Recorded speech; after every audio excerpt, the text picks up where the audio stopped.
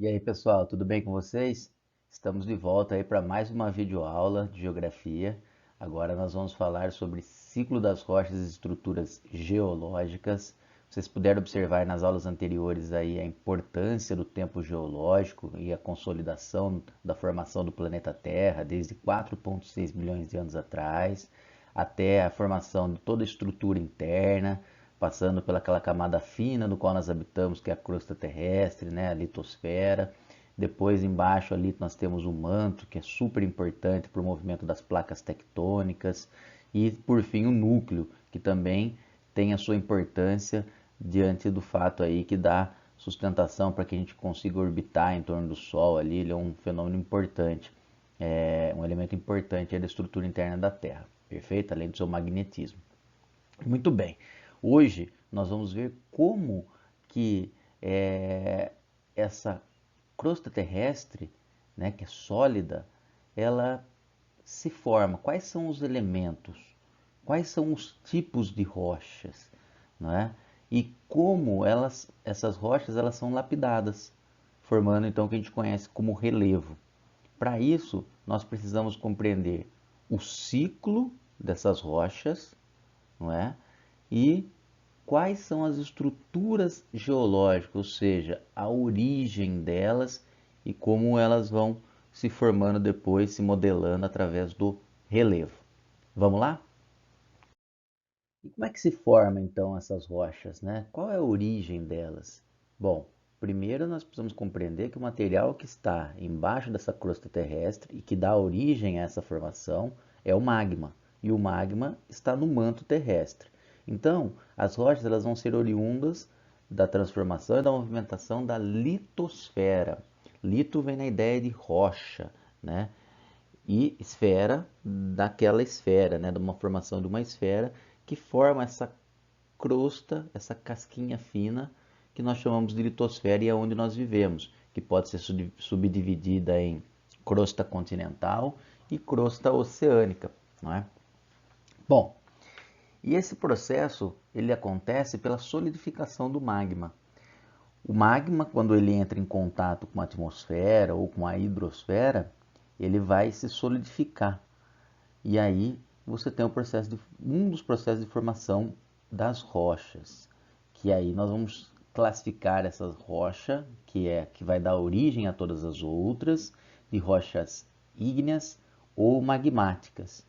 Também há a possibilidade da formação de rochas no interior dessa crosta terrestre. Porém, é um processo que eu vou explicar daqui a pouquinho no próximo slide para diferenciar a subclassificação das rochas ígneas e magmáticas.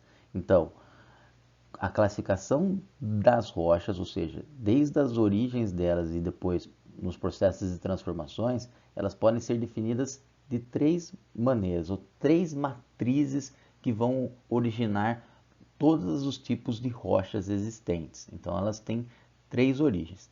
A primeira é pela solidificação desse magma, formando as rochas ígneas e magmáticas.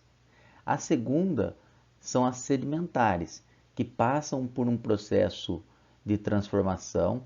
Os sedimentos das rochas ígneas magmáticas, ou mesmo metamórficas, que eu vou falar daqui a pouco, elas vão se soltando, se fragmentando e se depositando em áreas mais baixas. Vou explicar isso melhor com mais detalhes mais adiante. E por fim as metamórficas, que através da pressão e do aumento da temperatura, elas vão mudar a sua composição química e elas que um dia foram ígneas, magmáticas ou sedimentares, passam a ter uma outra composição química, uma outra dureza e passam a ser chamadas de rochas metamórficas. Então lembre-se bem, as matrizes de todas as rochas, ou a origem de todas as rochas existentes do planeta, são divididas em três partes, três formas: ígneas magmáticas, sedimentares e metamórficas. As rochas ígneas e magmáticas, elas que dão a origem então à formação da litosfera. Por quê? Porque elas se originam através de altas temperaturas vindo do manto terrestre e vai solidificando esse magma, perfeito? através, por exemplo, das fissuras que existem no assoalho oceânico ou na crosta continental, né? Lembra lá que os encontros de placas tectônicas podem ter fissuras e esse magma extravasa. E ao extravasar ele pode formar, por exemplo, os vulcões. E então, essas rochas, elas são muito resistentes, muito duras, muito sólidas mesmo, né? Porque esse material quente em contato com a atmosfera solidifica rapidamente, com a água também, não é? Então, você tem muitos minérios ali dentro dessa, aliás, muitos minerais que, quando passam a ter valor econômico, são chamados de minérios, tá? Então, quase 80% dessa composição da crosta terrestre, veja bem, 80% da composição, praticamente 80% da composição da crosta terrestre é formada por rochas ígneas e magmáticas. Natural. Por quê? Porque é o magma que vem do interior do planeta, né, da estrutura interna, lá do manto, e vai se solidificando em contato com a atmosfera ou com a água, né, com a hidrosfera. E aí, aqui já na crosta terrestre, essas rochas vão passar por um processo de transformação, seja pela sedimentação através da fragmentação dessas rochas, ou seja pela mudança da sua estrutura química mineralógica, que vai ser chamada de rocha metamórfica depois, tá? Então, boa parte, ou a maior parte das rochas que nós encontramos no planeta Terra, na crosta terrestre, na superfície, são as rochas ígneas e magmáticas, perfeito?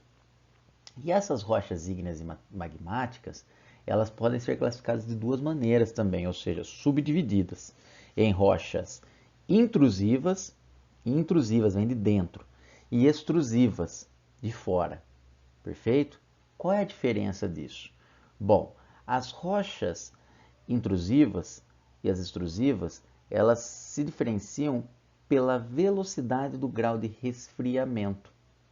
Ou seja, as extrusivas se resfriam rapidamente, porque o magma ele entra em contato com a atmosfera ou com a hidrosfera, e aí a diferença de temperatura é abrupta, é muito grande, e aí ele solidifica.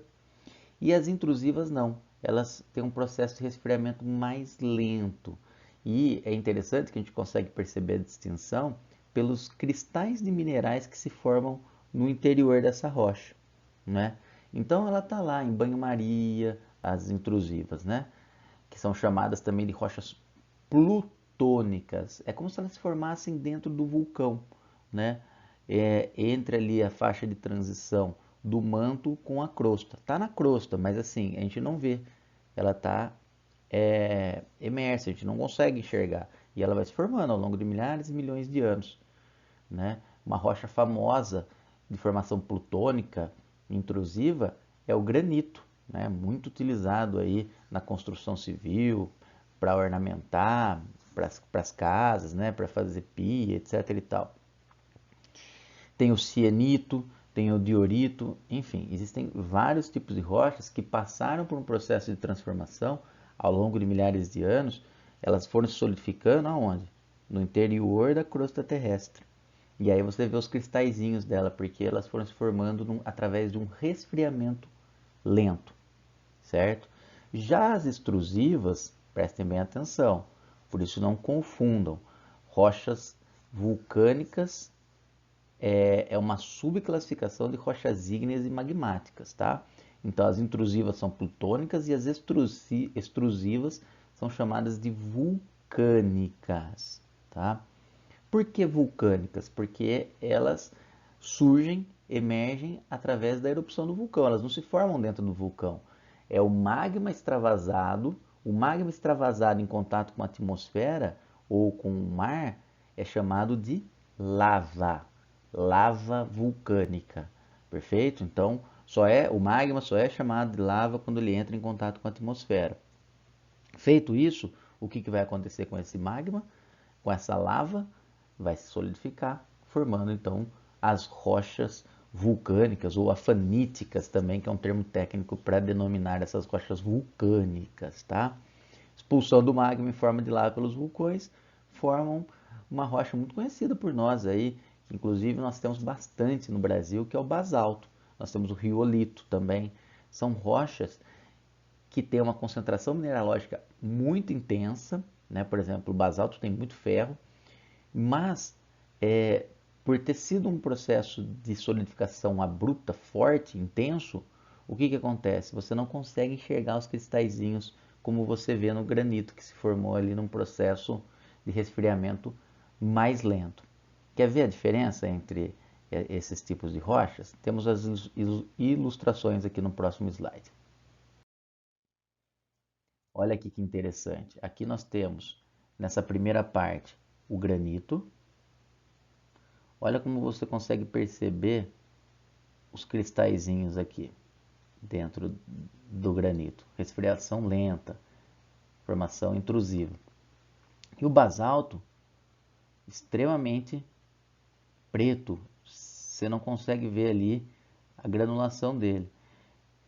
Claro, se você colocar aí uma análise microscópica, tal, você até consegue enxergar, né? Ele tem os minerais, não significa que ele não tenha. Mas como esse aqui é um processo de respiração lenta, você consegue ver nitidamente. Aqui não, aqui você já não consegue enxergar, tá? Então, esses são exemplos de rochas intrusivas e extrusivas que nós são mais comuns, né? A gente consegue ter os dois tipos de rochas aqui no Brasil, tá?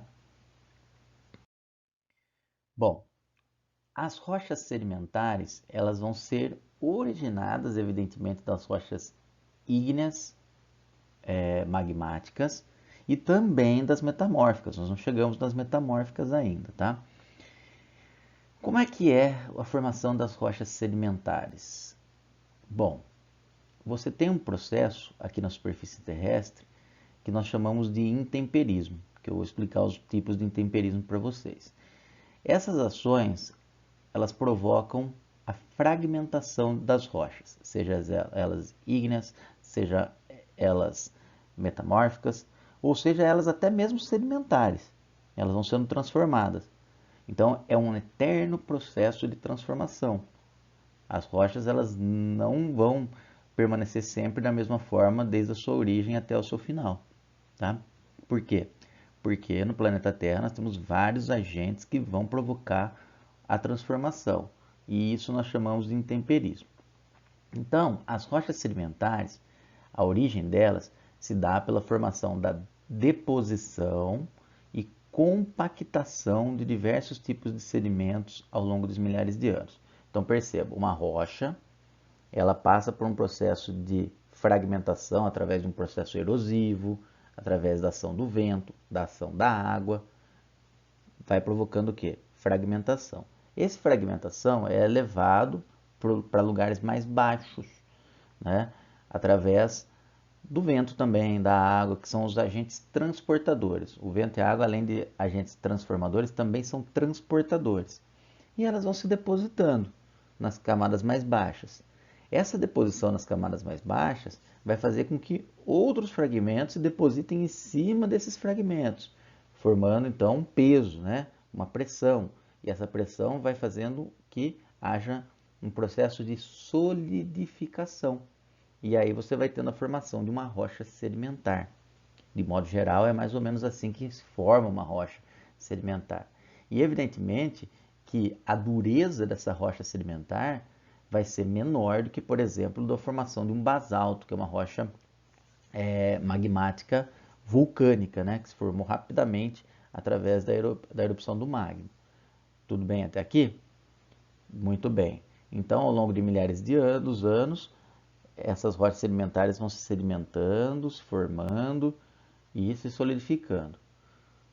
Então, os agentes de origem desses sedimentos é chamado de intemperismo. E aí cabe vocês prestarem muita atenção no que é o intemperismo.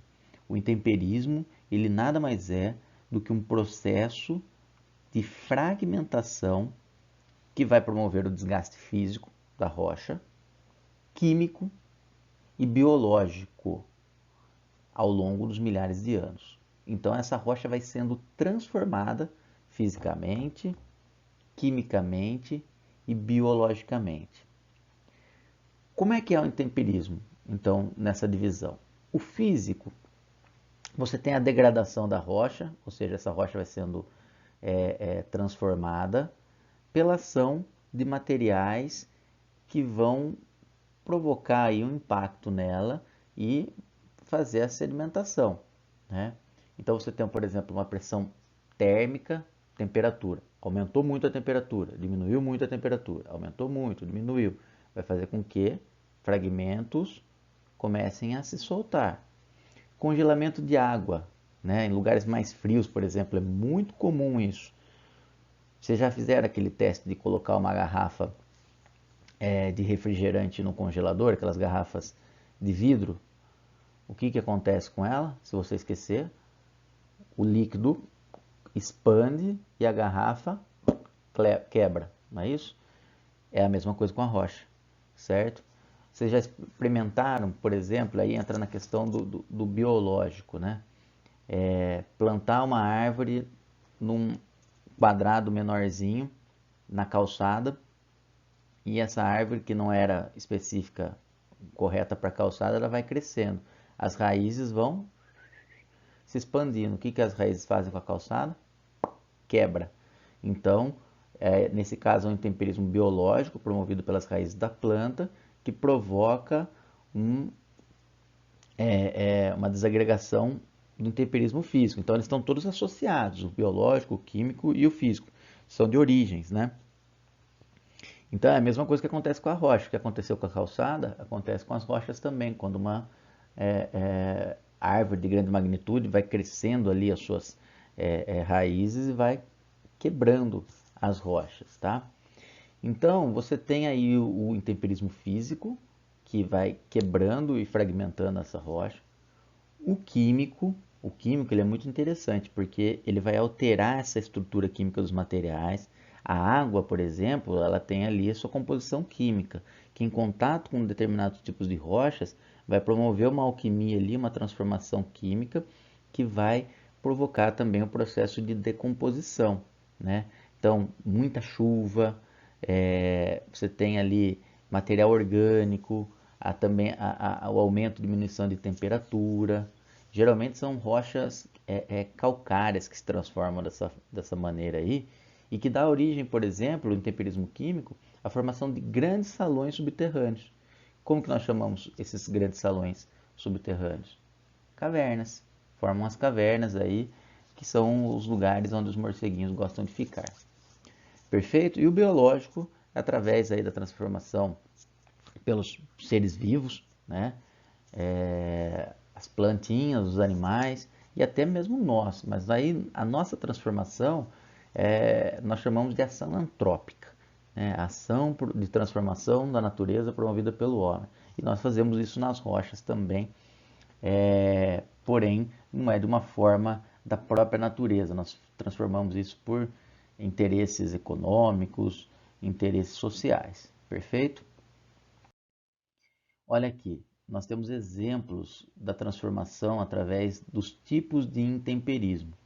O químico, então veja que interessante aqui, vai formando fissuras, ó, enormes buracos, parece um queijo suíço, né?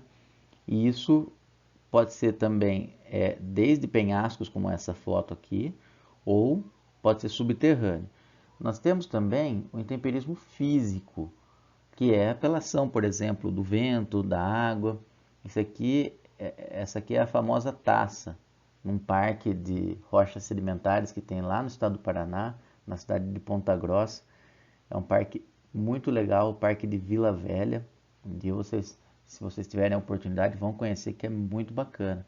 Então você vai observando aí pela transformação de temperismo físico, nesse caso aqui mais o vento que vai lapidando, você consegue imaginar formas, né? Essa é a famosa taça, né? Mas lá você tem aí uma infinidade de oportunidades de ver formações rochosas como essa, e aí você vai olhando e imaginando os formatos. Perfeito? E o biológico, olha as raízes aqui entrando nas rochas e fazendo o processo de expansão e transformação. Tudo isso vai levar o quê? Essas rochas sendo transformadas. Aqui era uma rocha, mas vamos imaginar assim, cadê os sedimentos que estavam aqui? Foram levados pelo vento e pela água para outros lugares. E aí elas vão se depositando, sedimentando, se compactando e formando outras rochas sedimentares. Bom, como é que é a classificação então dessas rochas sedimentares dentro de um processo de sedimentação? Bom, então, processo simples, fragmentação, fragmentou. Para onde vai esses fragmentos? Vai se depositar nos lugares mais baixos. Depositou. Pressão, peso, compactou. E aí você vai formando camadas. Essas camadas, elas podem ser classificadas de duas maneiras: de rocha sedimentar clástico ou carbonático, que vai dar a diferenciação da formação desses tipos de rochas, tá? Os clásticos são formados por fragmentos oriundos de rochas já pré-existentes, pela ação do intemperismo. Então, o que vai acontecer? Nós vamos conseguir classificar essas rochas pelo tamanho do grão, que nós chamamos isso de granulometria. Pode ser grãos grosso, como por exemplo cascalho, você vê nas estradinhas aí colocados. Esse cascalho ele já é mais grosso, você não consegue ver o grão perfeitamente, ele é um grão bem grosso, mais sólido, né? Formando um bloco, um conglomerado que nós chamamos. Média, areia e arenito. E fina, muito fina, parecendo talco, que é o silt e o siltito. E aí vai formando outras, lama, lamito ou folhelho, são bem fininhas, que vão formar ardósia, por exemplo, que é muito utilizada para piso, que passa por um processo de transformação e passa a ser rochas metamórficas, a ardósia, tá? O folhelho é o que dá origem à ardósia. Por exemplo, a argila também é formada através da deposição de rochas sedimentares. O argilito, que aí já é mais sólido que a argila, perfeito? Então é mais comum nós encontrarmos as rochas de sedimentação clásticos, perfeito? Já o carbonático é quando a rocha tem uma composição mineralógica muito forte. E aí você tem uma transformação química e bioquímica dela, através do intemperismo químico e biológico. Então esses sedimentos bioquímicos vão se constituir em minerais não dissolvidos, ou seja, eles não se dissolvem e vão ali se formar junto com restos de organismos e minerais. Então, por exemplo, é nesse tipo de rocha que nós temos a formação dos combustíveis fósseis, petróleo, gás natural. É nesse tipo de rocha que é carbonática que nós vamos ter, por exemplo, elementos de materiais orgânicos que acabaram aí se decompondo e contribuíram na formação dessas rochas. Né? Então é possível encontrar conchas, os fósseis de maneira geral.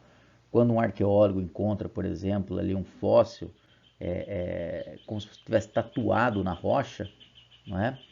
Seja de conchas marinhas, seja de um animal de pequeno porte ou de grande porte, é nesse tipo de rocha aí. Então, a mais comum de todas é a rocha carbonática. Dessa rocha carbonática é o calcário, né? Que tem um processo aí em contato com a água de transformação muito interessante.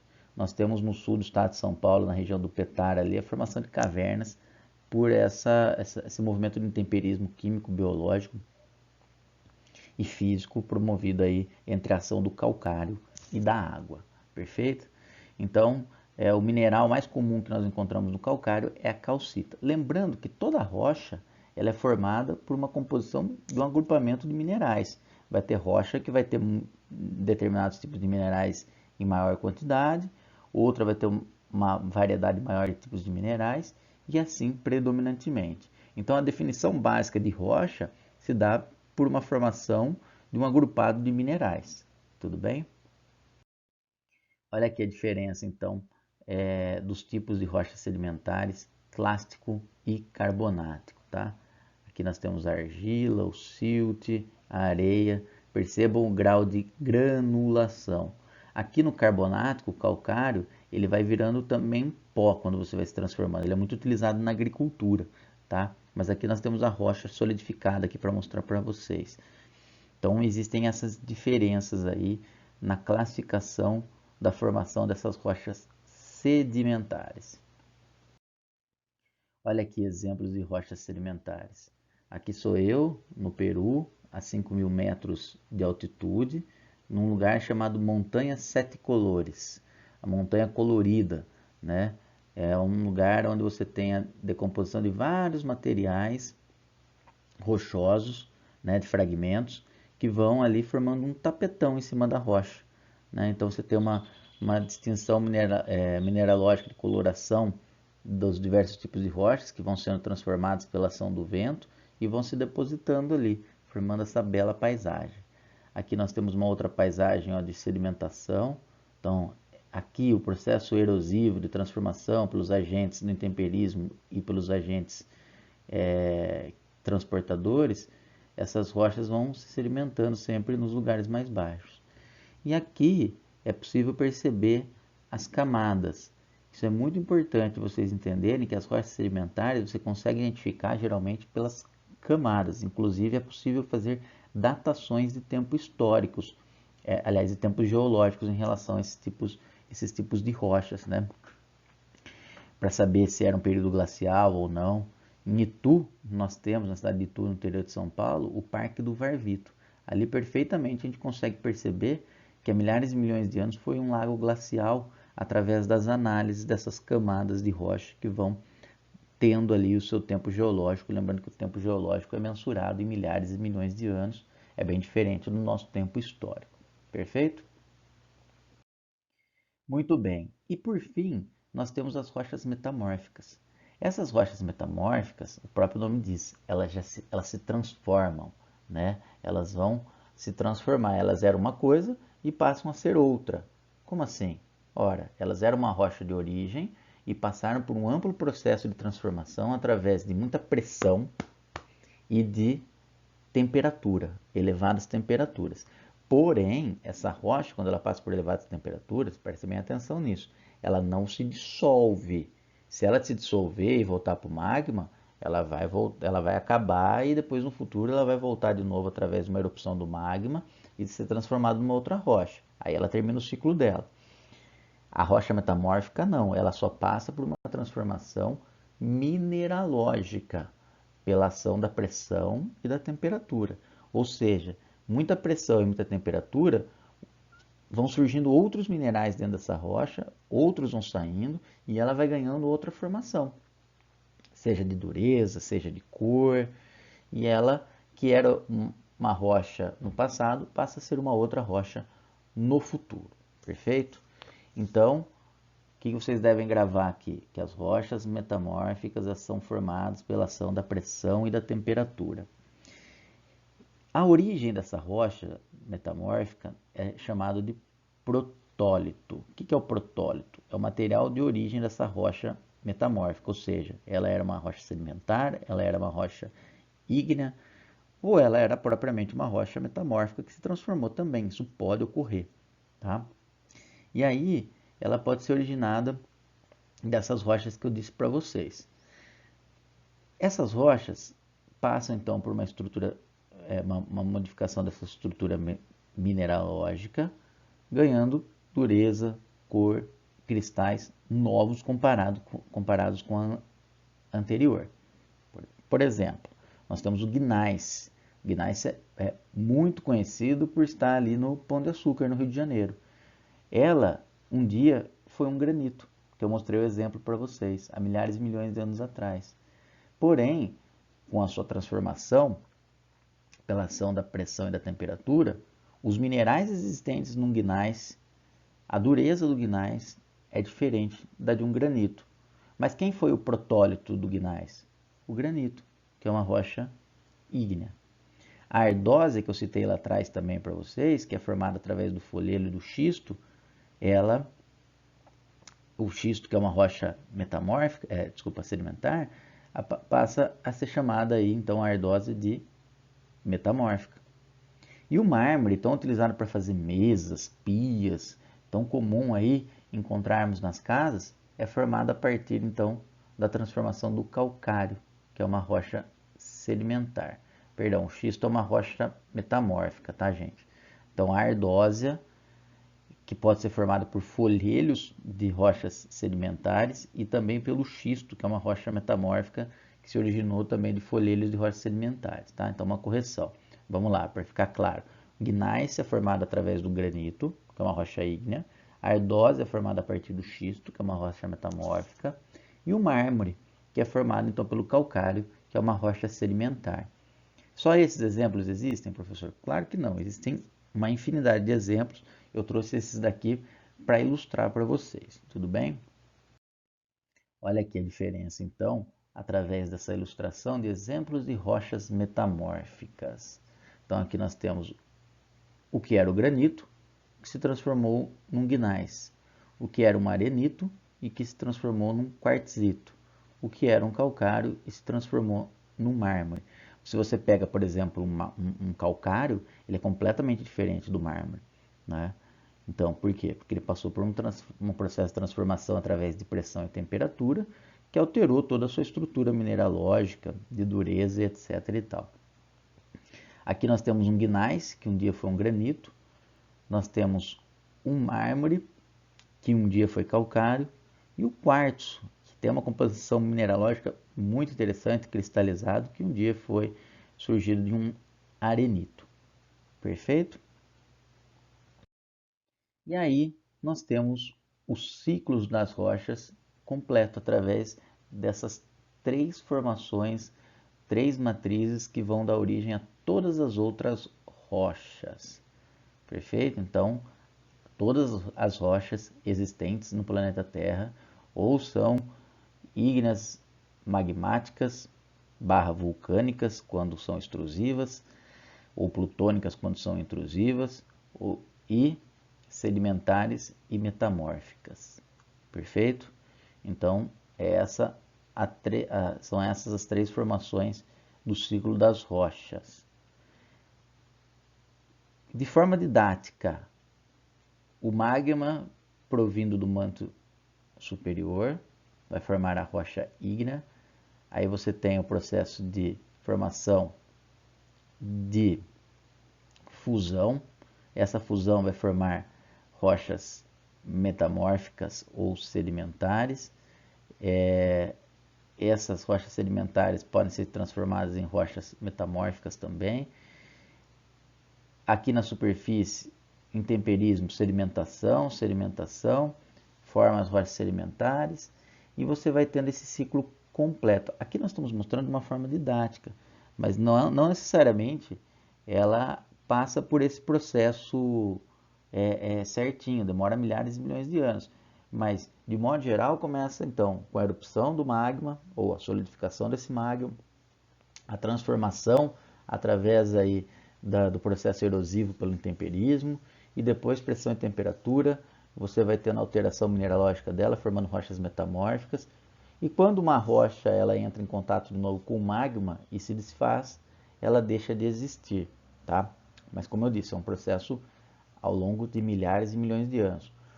Necessariamente uma rocha ígnea vai se transformar numa sedimentar ou numa metamórfica? Não necessariamente, ela pode viver ali como ígnea por um bom período e depois ela entrar num processo de contato com o magma de novo e se desfazer. Perfeito?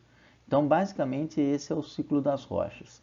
Então, agora que nós conhecemos a origem das rochas, nós vamos compreender como é que é a formação da estrutura geológica do planeta Terra. Isso é muito importante porque é o que vai nos mostrar como é que é a fisionomia, ou seja, como são as formas do relevo dessa superfície terrestre. Bom, as estruturas geológicas, elas são classificações da litosfera. A litosfera, se vocês pensarem, observarem ela não é igual, né? Ela tem diferenciações, tem áreas montanhosas, tem áreas de planície, áreas de planalto. Isso nós chamamos de relevo. Mas para a formação dos relevos, é preciso entender como é que se classifica essas estruturas geológicas. E elas são classificadas de três formas também, né? E quem estão dentro dessas classificações? As rochas que eu expliquei para vocês, as ígneas, as sedimentares e as metamórficas, não é? Então, a classificação da estrutura geológica do relevo da superfície terrestre é feita de três maneiras, que são os crátons, que também são conhecidos como escudos cristalinos. É muito comum vocês ouvirem tanto escudos cristalinos como crátons, tá? Que são rochas muito, muito antigas, predominantemente formadas por rochas ígneas, tá? São rochas aí desde a origem do planeta Terra. As bacias sedimentares, que são áreas mais baixas em relação aos escudos cristalinos e que vão depositando rochas sedimentares, né? Formando elas aí, grandes corredores de bacias sedimentares.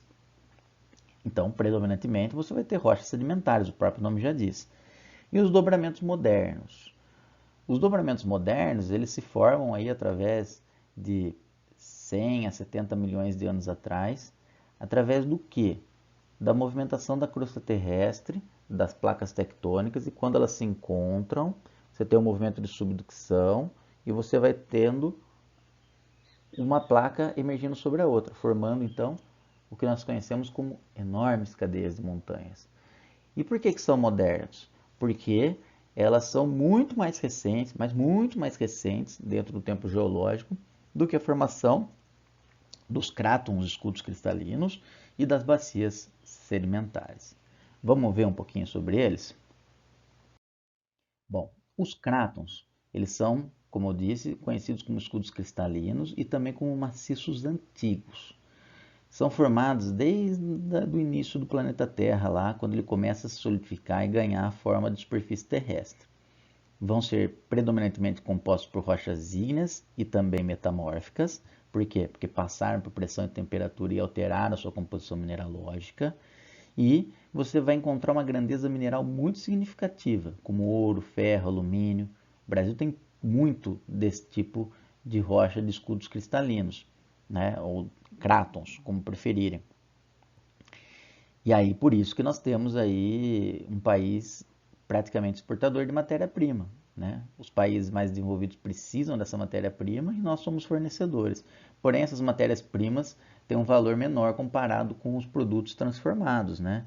Então, por exemplo, um minério de ferro que é utilizado na construção civil, ou um lítio que é utilizado para colocar na bateria de celular, ele é muito mais barato do que o produto já pronto, do que um celular que já veio pronto para cá, certo? Fora os impactos ambientais promovidos pelo processo de mineração. Mas enfim, isso é um outro assunto. De modo geral, os crátons eles estão localizados em áreas estáveis, ou seja, que não passam por erupções vulcânicas, que não passam por grandes abalos sísmicos, terremotos. Por quê? Porque eles estão estabilizados. Eles só são transformados pela ação do intemperismo. Ou seja, de modo geral, eles estão em áreas de planaltos, ou seja, mais altas e planas e bem estáveis. Isso significa que você não vai ter tantos problemas geológicos no sentido assim da transformação através de terremotos ou erupções vulcânicas. É como se, por exemplo, esses grandes escudos cristalinos estivessem longe das bordas das placas tectônicas, que é o caso aqui do Brasil, que está bem ao centro da placa sul-americana. Perfeito? Então aqui nós temos a foto de um escudo cristalino, formando aí um enorme paredão e uma área plana aqui acima, tá? Um grande platô. Já as bacias sedimentares, elas são formadas, né, pelas camadas de rochas sedimentares. Elas vão se depositando nas áreas mais baixas. Então, elas acabam sendo a maior parte da estrutura geológica do planeta Terra. Veja que curioso. A maior parte, né, eu comentei com vocês que 80% das rochas que compõem a estrutura de formação rochosa do planeta Terra são as rochas ígneas, né? Mas as bacias sedimentares, elas recobrem cerca de 70% do relevo terrestre. Por quê? porque tanto as rochas metamórficas quanto as rochas ígneas e até mesmo as sedimentares, elas vão sendo transformadas pela ação do intemperismo químico, físico e biológico e vão se depositando nas áreas mais baixas, seja em áreas montanhosas, seja em áreas de planalto, seja mesmo em áreas de planícies. Perfeito? Então, elas são importantes, esses tipos de rochas, porque, lembra lá que eu falei dos combustíveis fósseis? É onde você vai encontrar petróleo, por exemplo, né? Boa parte da região do Oriente Médio, onde nós temos a exploração petrolífera, é formado por uma enorme, gigantesca bacia sedimentar. Aqui nós temos uma ilustração da formação das bacias sedimentares. Então, nós temos o escudo cristalino aqui, ele vai sendo transformado pelo vento, pela água, pela vegetação, pela pressão, pela temperatura e vai levando sedimentos para a parte mais baixa. E aí você vai tendo as camadas se formando. Essas camadas formam então o que nós conhecemos como bacias sedimentares pelo processo de acumulação de fragmentos nas áreas mais baixas. E por fim, dentro dessas estruturas geológicas, nós temos os dobramentos modernos, que são chamados também de cadeias orogênicas. Oro vem de montanhas, gênicas vem de formação. Então, a formação de montanhas são formações geológicas recentes, por isso o nome dobramentos modernos. Acontece na era Cenozoica, né? É a era do qual nós vivemos ainda. Lá no período terciário, começou há cerca de 250 milhões de anos atrás e acontece até hoje, né? Nós temos ainda o soerguimento do Himalaia, nós temos o soerguimento da Cordilheira dos Andes, ela continua aumentando, né? Porém, elas são lapidadas pela ação do intemperismo também, perfeito? Então nós temos, por exemplo, o ponto mais alto, o Everest, chega a quase 9.000 metros de altitude, fica na região da Ásia ali, na cadeia de montanhas do Himalaia, o pico mais alto é o Everest, tá? Aí nós temos a Cordilheira do Himalaia. Aquela foto que eu mostrei da montanha colorida, eu estava a 5.000 metros, que já é uma altitude significativa. Imagine para nós que vivemos a 800 metros, mais ou menos, 750, 800 metros de altitude em relação ao nível do mar.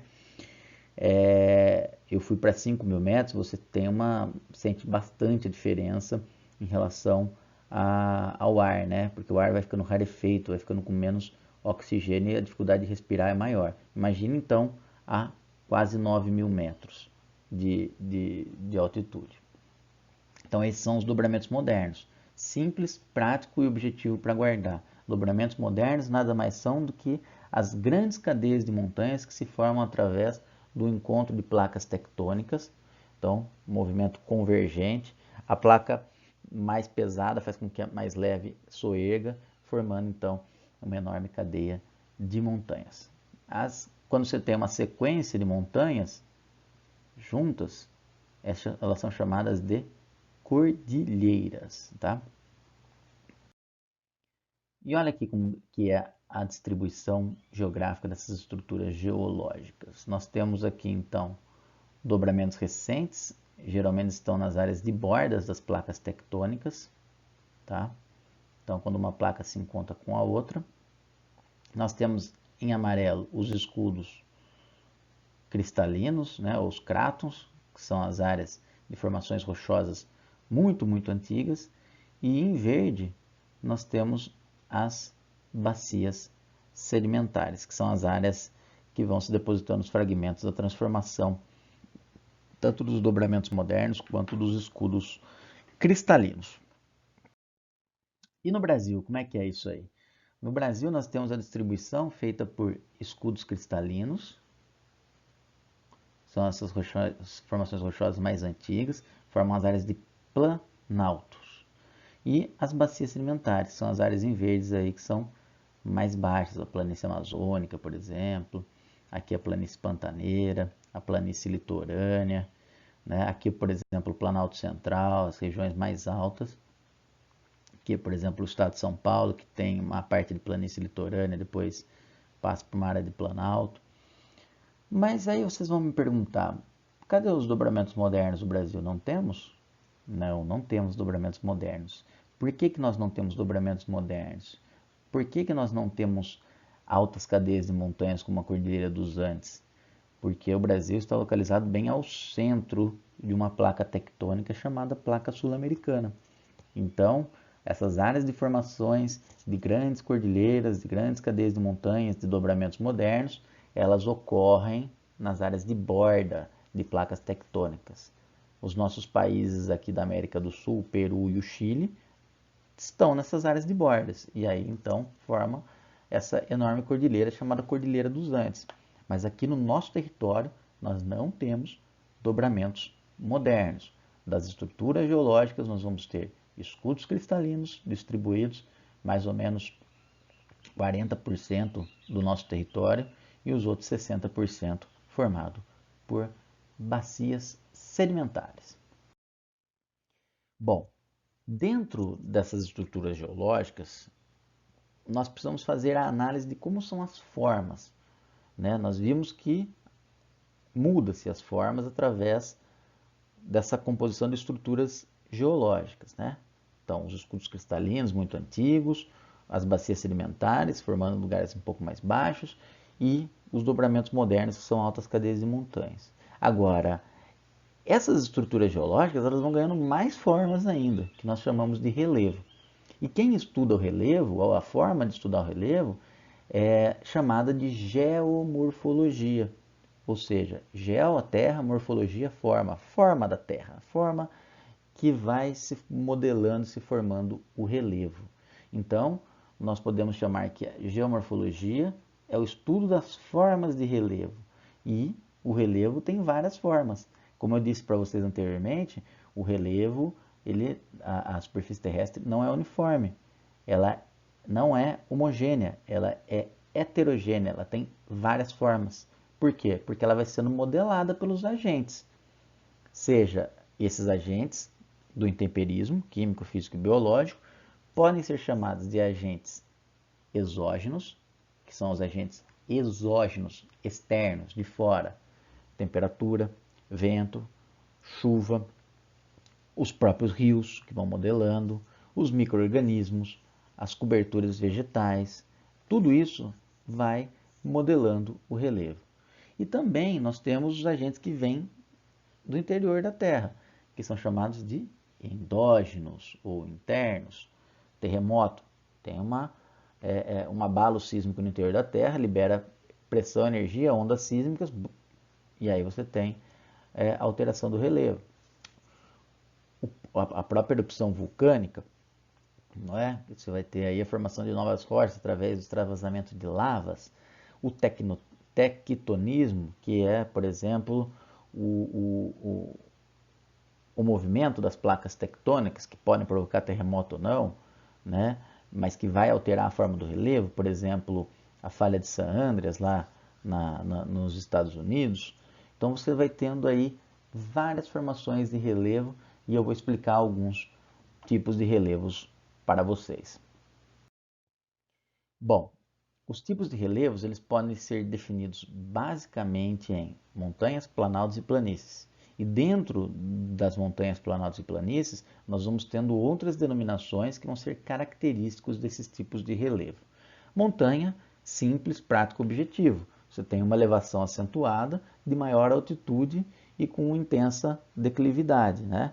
Então você vai ter uma área alta e que depois chega num pico e depois desce, formando aí então uma área bem mais elevada. As montanhas são as formas de relevos mais elevados comparados com planaltos e planícies, né? Como eu disse para vocês, um conjunto extenso de montanhas é chamado de cordilheiras. No caso do Brasil, nós não temos as cordilheiras, porque, de modo geral, esses conjuntos extensos de montanhas se formam através de dobramentos modernos. Isso não significa, por exemplo, que nós não tenhamos montanhas aqui. Há uma grande discussão no campo da geomorfologia se existem montanhas ou não. O que dá para dizer é que existem sim áreas elevadas no Brasil, como as serras, que também têm características de montanhas. Não tem uma altitude, né, do tamanho de um dobramento moderno, né, mas também podem ser considerados como montanhas, sim, por que não, tá? Então, de modo geral, são formados por dobramentos modernos, mas existem áreas de menor elevação nos escudos cristalinos, né, nos crátons. tudo bem? E esses crátons estão aonde? Geralmente estão nas áreas de planalto. Os planaltos, eles são muito claros para você conseguir perceber quando é um planalto, como ele se diferencia. Por quê? Porque eles têm uma relativa altitude, não como uma montanha, eles chegam aí numa variação altimétrica de 600 a 900 metros em relação ao nível do mar, certo? E tem uma superfície mais ou menos plana. Você vai encontrar enormes tabuleiros, enormes platôs e de repente penhascos, que nós chamamos aí dos limites nítidos, que são as bordas desses planaltos, tá? E que de modo geral, esses planaltos vão ser constituídos por escarpas ou serras. Serra, todo mundo já ouviu falar, é uma formação montanhosa, né? Tem ali, subiu e depois desceu, né? Então aqui, ó, forma ali um pico. Já as escarpas, elas são diferentes, porque elas formam um enorme paredão e depois vão ficar planas, tá? Já que a pouco eu mostro a ilustração para vocês entenderem melhor a diferença do que é uma escarpa e do que é uma serra, tá? Bom, apesar de serem entendidos como áreas planas, são superfícies que não vão ser exatamente homogêneas também. Elas vão ter bastante transformação, que chamam-se de áreas acidentadas, né? O que isso significa? Que você vai ter ondulação. E essa ondulação, nessas áreas de platô, nessas áreas planas, dentro do planalto, vão formar as serras, como por exemplo a Serra da Cantareira, entre Minas Gerais, São Paulo e Rio de Janeiro, a Serra da Canastra, em Minas Gerais. Minas Gerais, por exemplo, tem muitas serras. Por quê? Porque você tem um relevo planáltico com muita ondulação, né? Agora, você vai ter outras áreas de planalto, como no caso do Planalto Central, na região de Brasília, Goiás, Tocantins, que você vai ter enormes chapadas, né? Que é o tipo de relevo onde você vai ter um enorme platô e as bordas bem definidas com penhascos. Nós vamos ver ilustrações aí para melhor clarificar para vocês. Bom, como eu estava dizendo para vocês, as serras elas têm formas de cristas, topo pontiagudo, certo? Então, você tem a formação de uma serra. Como, por exemplo, a Serra da Mantiqueira. Aí vocês vão me perguntar assim, mas professor, eu já desci uma serra. Quando eu fui para Santos, ou quando eu fui para o litoral de São Paulo, eu desci a Serra do Mar. Mas ali está um nome errado, geomorfologicamente falando. A Serra do Mar, na verdade, ela não é uma serra, tá? Popularmente ela ganha esse nome, mas uma formação geomorfológica do relevo, ela é uma escarpa. O que é uma escarpa? Imagine aqui que está Santos, né, na planície litorânea, e de repente você tem uma enorme elevação, opa, que forma então um paredão. Aí você chega aqui nesse ponto mais alto, é a cidade de São Paulo, por exemplo. E essa serra, que não é serra, que é uma escarpa, vai continuar plana na parte de cima. E depois ela vai perdendo altitude, mas aí ela já perde a diferenciação de uma serra. Quem é a escarpa aqui? A escarpa é esse enorme paredão aqui em vermelho, né? Então, diferente de uma serra que é assim, a escarpa é um enorme paredão. Tudo bem? Então, por exemplo, a Serra do Mar é uma elevação aguda que forma um penhasco, uma encosta bem íngreme, e depois ela vai continuar o seu caminho, mas ela não tem essa formação dessa crista, desse topo, como uma serra, tá? Então a escarpa é esse ponto aqui, é esse paredão aqui, perfeito? E as chapadas ou tabuleiros, tanto faz, são relevos com topos e planos constituídos de rochas sedimentares que são limitados por bordas e inclinações diferentes, por exemplo, a Chapada Diamantina. Então vamos imaginar aqui, nós temos um enorme platô, uma enorme chapada, aqui a área são as áreas de borda e aqui é a parte mais alta. E aí você vê uma imensidão pela frente. Nós temos as ilustrações aí para mostrar para vocês. Antes de mostrar ali das chapadas, das serras e das escarpas, vamos ver aí as diferenciações de planaltos e montanhas. Aqui, essa foto eu tirei na Cordilheira dos Andes, na fronteira com o Chile e a Argentina, no Passo dos Libertadores. Então é um dos pontos mais altos da cordilheira. Não dá para ver, que na verdade eu quis tirar foto da placa, mas você tem aqui toda uma formação montanhosa, certo? Aqui é o Planalto das Guianas, na região norte do Brasil. Olha o tabuleiro como é gigantesco, né? E ele vai sendo erudido pela ação do vento, pela ação da água, formando esse enorme platô, ou essa enorme chapada, esse enorme tabuleiro. Olha aqui outros exemplos de relevo. Aqui nós temos a Serra da Mantiqueira, né? Está aí na divisa entre 3 estados importantes da região sudeste, né? Rio de Janeiro, São Paulo e Minas Gerais. Aqui nós temos aquele enorme paredão que eu disse para vocês. Então aqui embaixo está a Serra do Mar, a planície litorânea, e de repente você tem um paredão abrupto. Esse paredão abrupto, que é onde passam as rodovias que descem para Santos ou sobem para São Paulo. E aí depois você tem uma área de planalto, diferente da serra, ó, que tem os seus picos, tá vendo? Formação mais característica de montanha. E por fim aqui, uma foto onde eu estou na Chapada Diamantina, na Bahia, em cima de um enorme platô, que é o Morro do Painácio, conhecido lá, uma das vistas mais bonitas da Chapada. Então você vai vendo aqui as enormes áreas de vale, né, de depressão, e eu que estou na parte mais acima, né, observando toda aí essa composição da paisagem pela formação de um enorme platô, numa enorme chapada. Bom, e aí continuando ainda pelos tipos de relevo, nós temos os relevos que estão na parte mais baixa, que são os de planície. Então, geralmente essas paisagens são planas, tem pouca variação altimétrica, são poucos acidentados, quando tem assim uma transformação através de pequenas colinas, e geralmente estão próximos do nível do mar. Se estão próximos do nível do mar, não necessariamente estejam no litoral. Eu estou falando em relação à altitude, né? Você tem várias áreas de planície no interior que estão praticamente a nível do mar, por exemplo, o Pantanal, né? Então, quando eu falo a nível do mar, não é proximidade com o mar, mas sim a diferença de altitude em relação ao nível do mar, porque a referência de altimetria do relevo se dá a partir do nível do mar, perfeito?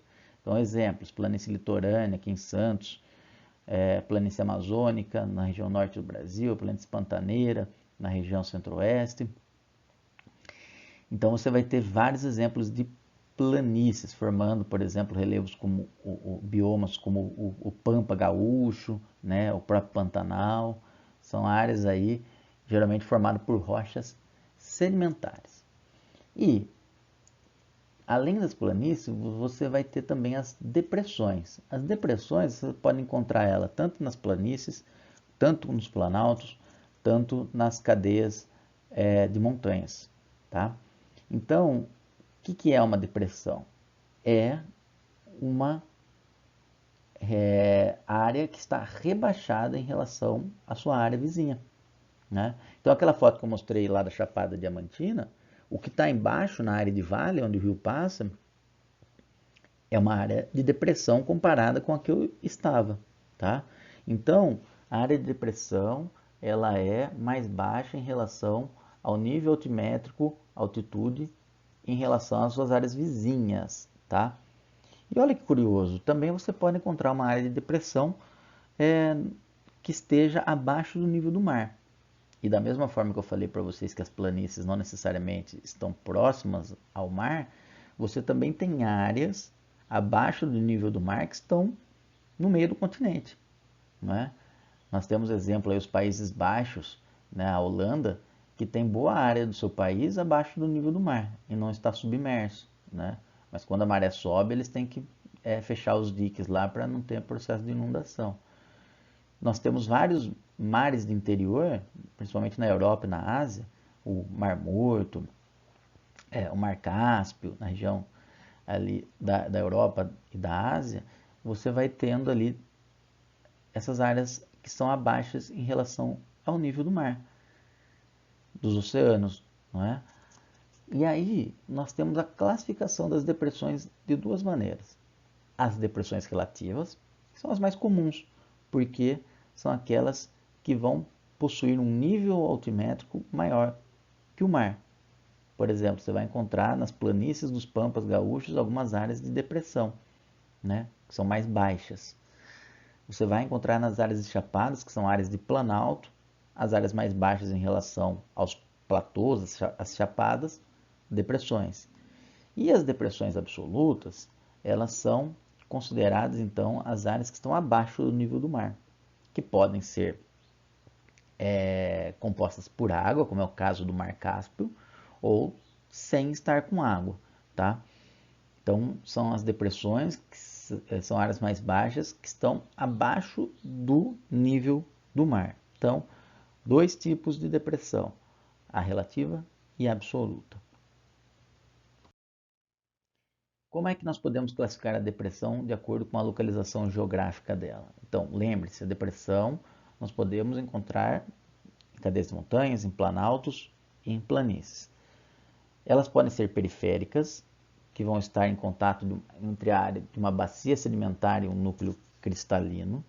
Então, elas vão ser bem longas, como é o caso aqui no estado de São Paulo da Depressão Periférica Paulista, no estado de São Paulo.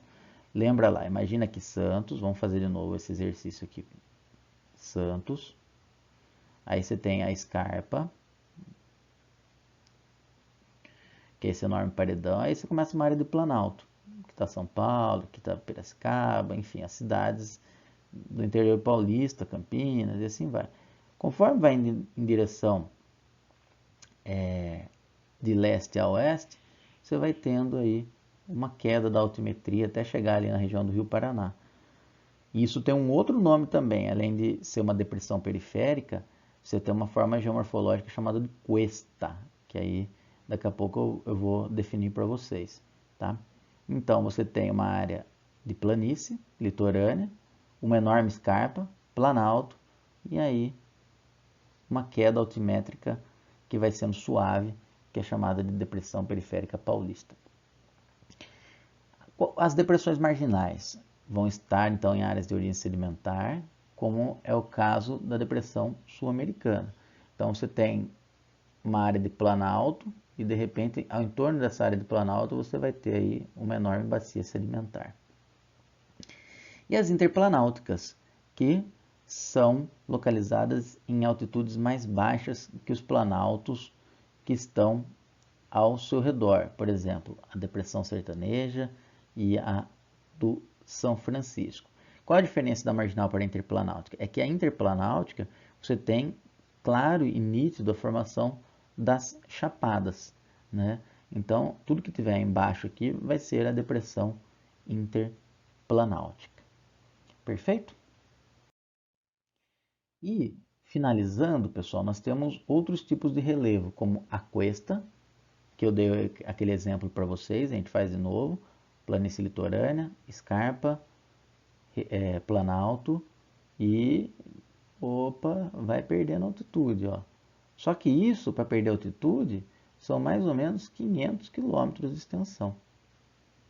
Então é bastante. Então ela vai perdendo aos poucos, como é o caso aqui da Cuesta de Botucatu, no estado de São Paulo, que começa na região aqui de São Pedro, Botucatu, e vai descendo em direção oeste até o Rio Paraná, sentido Mato Grosso do Sul. E um tipo de relevo formado pelos oceanos, existem vários tipos de formações geomorfológicas promovidas pelos oceanos, mas isso fica para uma outra aula, baía, golfo, enseada, tá? Mas na rocha especificamente, nós temos a formação de falésias, que são enormes paredões resultados dos impactos da água. Se encontra no Rio Grande do Sul, mas de modo geral as falésias são mais famosas, são pontos turísticos na região nordeste do Brasil, no litoral nordestino brasileiro. Perfeito? Formações rochosas cristalinas sedimentares, que formam essas barreiras, a água do mar bate nela e aí vai lapidando e formando enormes paredões. Nós temos aqui algumas ilustrações. Nós temos aqui, por exemplo, uma planície. Olha como a água vai serpenteando, o rio vai ficando mais calmo, a vegetação ali bonitinha com um enorme tapetão. Aqui nós temos uma área de depressão interplanáutica, porque você tem essa área mais alta de planalto e essa área mais baixa. Essa área mais baixa aqui é a depressão. Depressão absoluta, lembra lá, ó, nível do mar, ponto do B aqui, ó, está abaixo do nível do mar. Então, isso é uma depressão absoluta, perfeito? E a cuesta, ó, você tem uma área mais elevada e depois ela vai perdendo altitude aos poucos, né? Formando aí então o relevo geomorfológico denominado de cuesta. E aqui um enorme paredão chamado de falésia, a água vem, bate, vai sedimentando, erodindo, formando então o que nós conhecemos como falésias. E por fim, a distribuição geográfica do relevo brasileiro, ela pode ser caracterizada de diversas maneiras e elas foram sendo transformadas ao longo do tempo, tá? Então, dois geógrafos importantes, o professor Aziz Absaber, já falecido, mas que foi importantíssimo para mapear e entender não só o relevo brasileiro, mas também toda a questão dos biomas, né? E ele vai classificar aí o relevo brasileiro na década de 50 e 60 através das estruturas geológicas, né? Então, planícies, planaltos, ó, planalto, planalto, serras e planaltos, planaltos e planícies. Cadê os dobramentos modernos? Não existem, né? Porque nós estamos numa área de localização central de uma placa tectônica que é a sul-americana. E depois, quem vai fazer uma nova definição é o professor Jurandir Ross, professor da USP, que vai inserir, além de planaltos e bacias sedimentares, as planícies, ele vai também inserir as áreas de depressões, que são essas áreas que estão em verdinho, né? As planícies estão em amarelo e os planaltos estão em laranja, tá? Então é uma evolução aí do estudo do professor Aziz Absaber com um acréscimo das depressões na análise das estruturas morfológicas do relevo brasileiro. Beleza, gente? Então é isso. Agradeço mais uma vez a atenção de vocês. Espero que vocês tenham gostado. Caso tenham dúvidas, vocês podem me chamar tanto pela plataforma Teams ou podem deixar seus comentários aí na caixa do próprio vídeo do YouTube, tá bom? Um beijo do Louva para vocês e que essa quarentena passe logo para a gente se ver novamente. Até mais.